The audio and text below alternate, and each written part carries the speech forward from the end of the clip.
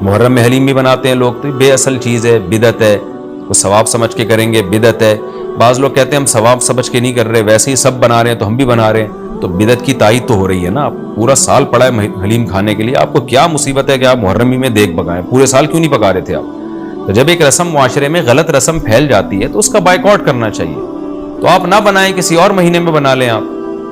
تو پوری رات دیگیں چل رہی ہوتی ہیں، مذہب کے نام پہ تو یہ کام نہ کیا جائے نا۔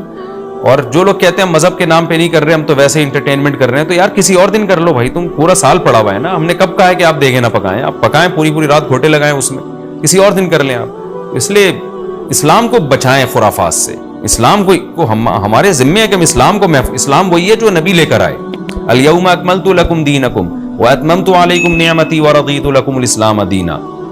اللہ کہتے ہیں آج کے دن میں نے دین مکمل کر دیا۔ جب یہ آیتیں نبی پہ نازل ہو گئیں تو اس میں حلیم نہیں تھا، محرم کا حلیم، دین مکمل ہو چکا، اس کو رہنے دیں آپ۔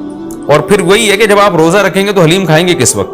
رات کو آپ کھائیں گے تو رات کو تو ویسے ہی کم کھانا چاہیے، سونے کے لیے اللہ نے رات بنائی ہے، کھانے پینے کے لیے تھوڑی بنائی ہے رات۔ دن میں آپ نے روزہ رکھنا ہے، تو وہ یہ روزے سے بھی میچ نہیں کر رہا یہ جو حلیم ہے نا۔ اس لیے اس سے اجتناب کریں، ایوائڈ کریں۔ جو گلی کے لوڑے لپاڑے بنا رہے ہوتے ہیں ان کو محبت سے سمجھا دیں، یار اگلے دن بنا لو، باز آ جائے ٹھیک ہے، نہیں تو پھر نکل لیں آپ پتلی گلی سے، الجھیں نہیں لوگوں سے۔ تو یہ محرم کے حوالے سے کچھ باتیں